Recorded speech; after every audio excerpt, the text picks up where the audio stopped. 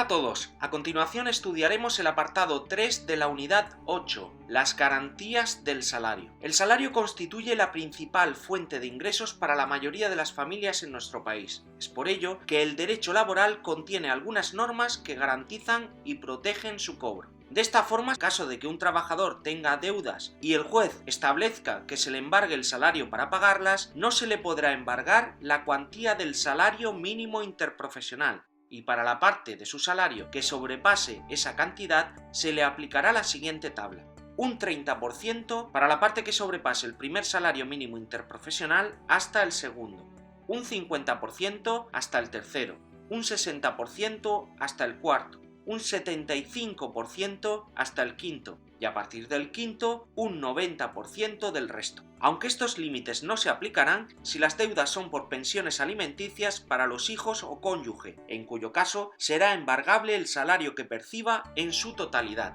Para comprenderlo mejor vamos a realizar un caso práctico. Imaginemos que Sebastián tiene una deuda con un banco de 22.000 euros. ¿Qué cantidad le podrá ser embargada de su salario si tiene una retribución de 1.450 euros mensuales y el salario mínimo interprofesional de este año es de 655,20 euros? Para facilitar el cálculo vamos a realizar una tabla con 4 columnas. En la primera, ¿a qué parte del salario mínimo interprofesional nos referimos? En la segunda, el importe que resta en cada momento por aplicarle el porcentaje de embargo. En la tercera, los tramos o cantidad a la que aplicamos el porcentaje de embargabilidad. Y en la cuarta, el porcentaje de embargo que aplicamos al tramo y la cantidad final a embargar. Hasta el primer salario mínimo interprofesional aún quedaría por aplicar el cálculo a 1.450 euros. El primer tramo de 655,20 euros sería inembargable. Entre el primer y el segundo salario mínimo interprofesional nos quedaría por aplicar el porcentaje de embargo a la cantidad resultante de restarle a los 1.450 euros de su retribución mensual los primeros 655,20 euros del salario mínimo interprofesional del primer tramo, resultando que aún nos restarían 794,80 euros por aplicarle el porcentaje de embargabilidad.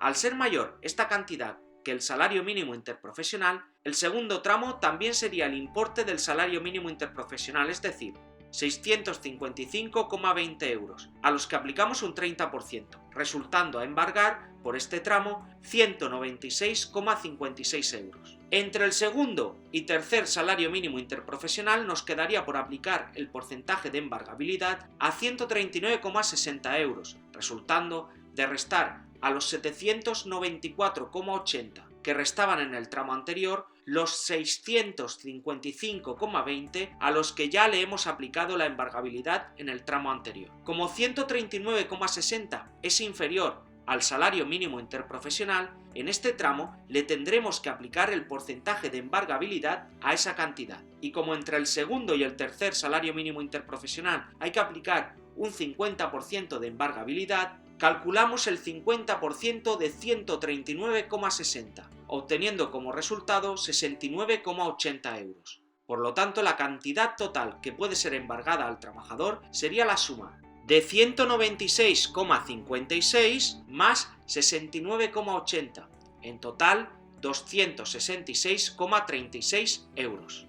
Si la empresa tiene deudas con varios acreedores, los trabajadores tendrán preferencia en el cobro de sus salarios, atendiendo a las siguientes reglas. Los salarios de los trabajadores de los últimos 30 días tienen preferencia sobre cualquier otra deuda del empresario, hasta el límite del doble del salario mínimo interprofesional. La venta de los objetos elaborados por los trabajadores debe destinarse a pagar los salarios pendientes. El resto de los salarios tendrán preferencia ante cualquier otra deuda de la empresa, salvo aquellas que tengan hipoteca o prenda. El límite en este caso es el triple del salario mínimo interprofesional diario. El Fondo de Garantía Salarial, FOGASA, garantiza la percepción de los salarios pendientes de pago y las indemnizaciones si hay insolvencia, quiebra, concurso de acreedores o suspensión de pagos empresarial. Es decir, para que el Fondo de Garantía Salarial se haga cargo del pago de salarios, se debe denunciar a la empresa para que un juez la declare insolvente, quiebra, concurso de acreedores o suspensión de pagos. En estos casos el Fogasa tiene una responsabilidad subsidiaria, es decir, primero se venden los bienes de la empresa y, si aún no pueden cobrar los trabajadores, pagará el Fogasa,